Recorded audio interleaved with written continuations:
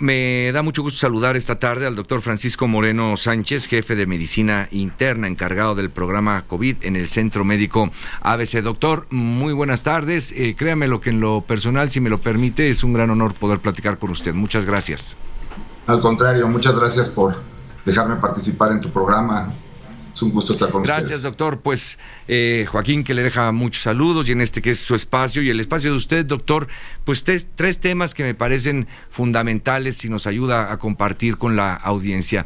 Primero, esta condición o síndrome, como le llaman algunos, del burnout, que no es otra cosa más que, si me permite la expresión, es estar tronado. El personal médico, pues si los que estamos simplemente en reclusión o guardados, estamos desesperados 6 meses, pues me imagino el trabajo de ustedes, que ha sido incansable, 24/7. ¿Cómo miran ustedes las cosas entre sus colegas, entre sus pares en los distintos hospitales, doctor? Pues hoy cumplimos precisamente 27 semanas de haber recibido al primer paciente que llegó al hospital con COVID.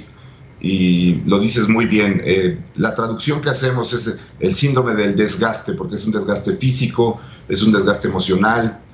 Como lo hemos hablado en otras ocasiones, esta es la enfermedad de la soledad.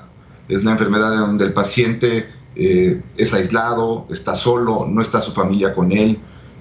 Hay una separación en el momento en que el paciente es internado, en donde se despide de su familia con esa angustia de no saber si los voy a volver a ver, la familia con la angustia de no saber si lo van a volver a ver, y un desgaste para todos los que trabajamos en cuanto a tratar de mantener esa comunicación que hay, que se pierde por el contacto visual que no existe entre el paciente y la familia, que está pues aislada de su ser querido.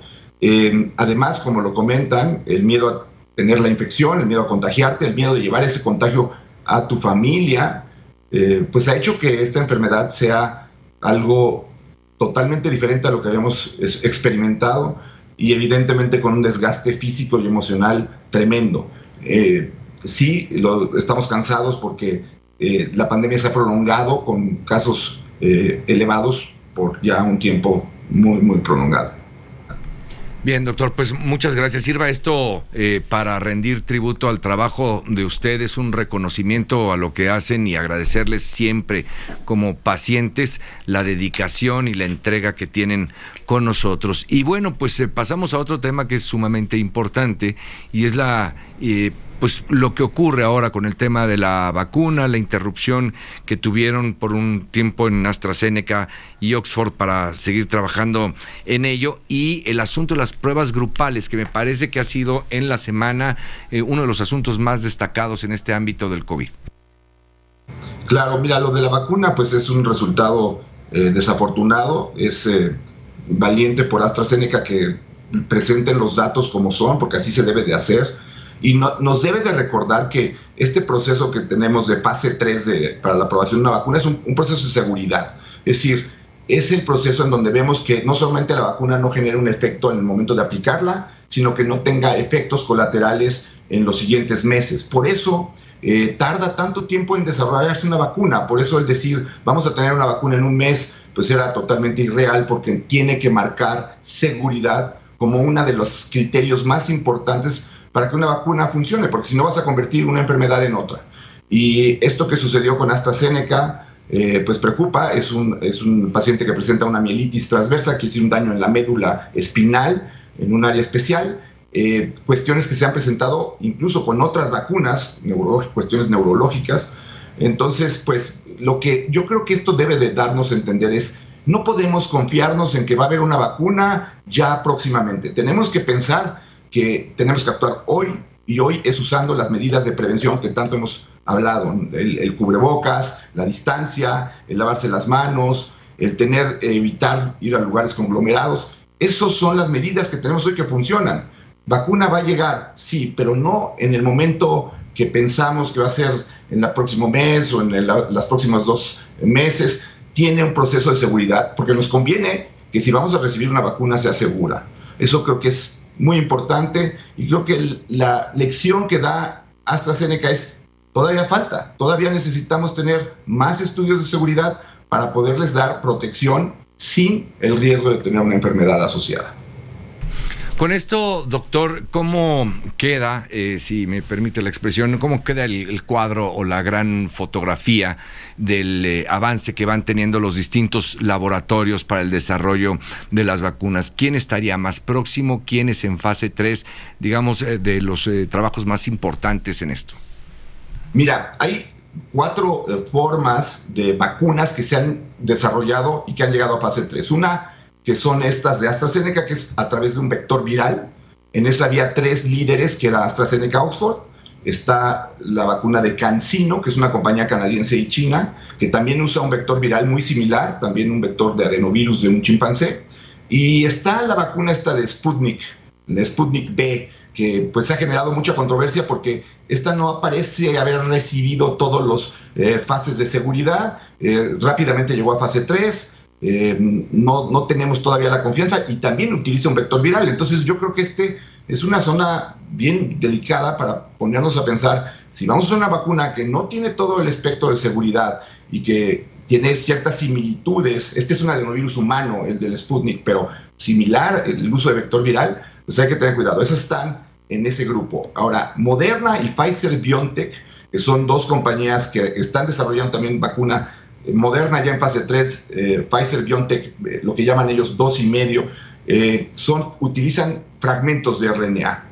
Y las que parecen empezar a tener más fuerza son las vacunas de origen chino. Una es un laboratorio que se llama Sinovac y el otro se llama Sinopharma. Uno precisamente está en Wuhan, la sede de Sinopharma está en Wuhan, sí. Y el otro está en Pekín. Y estas vacunas son las tradicionales, son vacunas de virus inactivos, virus que no tienen la vitalidad de un virus normal, pero pues es inyectarte un virus atenuado. Entonces, en personas que no tienen un sistema inmune potente, pudieran tener otros efectos. Esas están ya en fase 3. Entonces, parece que China, con esta cuestión que tuvo AstraZeneca, empieza a subir en cuanto a la posibilidad de tener una vacuna pues que todo el mundo quiere tener. Pero insisto, creo que lo más importante es la seguridad. Si contamos esas vacunas, tenemos ya entonces 6 en fase 3, que es la última fase, pero es la que debe de durar más tiempo para tener seguridad. Finalmente, doctor, y agradeciendo como siempre su presencia en este espacio, le pregunto, se acerca ya la temporada de la influenza y en este sentido, ¿qué habríamos de observar y aprender los ciudadanos o como sociedad mexicana de lo que estamos a punto de entrar, que es esta temporada de la influenza? Y la segunda, ¿qué datos tienen de presencia de influenza en pacientes con COVID? Mira, estamos llegando, es un hecho que pronto va a haber influenza. Lo que no queremos es que haya 2 epidemias al mismo tiempo, sobre todo 2 epidemias que tienen características muy similares en la presentación clínica. Es muy difícil distinguir un paciente que tiene influenza de un paciente que tiene COVID. Ese es un punto. La otra es, llegamos en marzo de cuando empezó la pandemia a tener pacientes que tenían la coinfección, es decir, infección por COVID e infección por influenza al mismo tiempo, lo que hace que los cuadros sean más severos.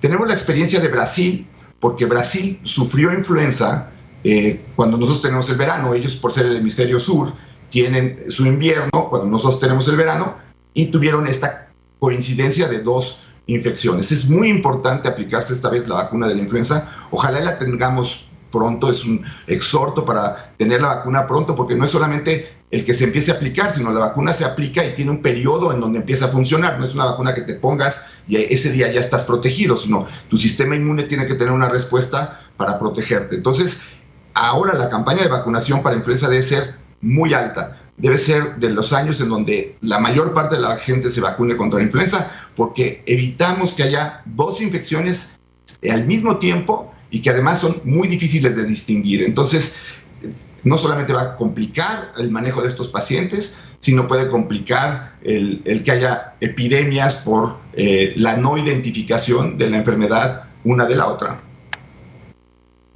Bien, doctor, y finalmente, para despedir esta charla con usted, un comentario sobre el avance y la evolución de los semáforos sanitarios en el país. No le preguntaría yo, evidentemente, por cada entidad, porque es complicado, pero digamos, ¿cómo miran ustedes la forma en la que los distintos gobernadores y el gobierno federal en su conjunto, digamos, han ido pues no permitiendo, pero sí adecuando la semaforización, en los distintos estados? La cuestión aquí es que se hace mucho en base al número de camas, ¿no? El semáforo depende del número de camas que estén disponibles, y uno de los problemas que hemos tenido y lo hemos vivido es que pues no en todos los centros el que haya camas disponibles quiere decir que son sitios en donde el paciente va a tener una buena evolución. Desafortunadamente, pues esta enfermedad requiere de una terapia intensiva, medicina crítica, de especialistas que sepan manejar un ventilador. Y el abrir la cuestión en semáforo de acuerdo al número de camas es un poquito complicado. Ahora, lo que sí estamos viviendo en la Ciudad de México es un descenso en el número de pacientes hospitalizados, al menos lo hemos vivido aquí en el hospital, en el Centro Médico ABC, en donde ya no hay ese momento en donde estábamos saturados prácticamente todo el tiempo. Ha disminuido el número de casos, pero el número de contagios sigue siendo alto. Entonces, decir que estamos en semáforo amarillo sería muy difícil de realmente determinar en base a nada más tener camas disponibles. Creo que tenemos que ser muy cuidadosos, sobre todo lo que yo les pediría a tu auditorio es que la gente que sabe que tiene factores de riesgo como es edad, obesidad, diabetes, hipertensión, problemas pulmonares, que se cuiden, que todavía intenten mantener lo más posible el confinamiento. Y si no lo pueden mantener, pues que salgan con todas las medidas de protección que tanto hemos hablado. Y a los demás, que salgan con medidas de protección. Es todavía triste ver que yo te diría que un 50% de la gente está afuera sin cubrebocas, como si fuera un día normal de cualquier año, cuando estamos viviendo el año más difícil en la historia de la salud en México. Bien, doctor, pues a nombre de Joaquín, muchísimas gracias por esta entrevista y a nombre propio, claro está, y gracias como siempre, muchas felicidades por la labor que han tenido en estas 27 semanas que señala usted, en estos 6 meses que se cumplen el próximo 16 de septiembre. Gracias, doctor. Gracias a ti, a cuidarse todos todavía.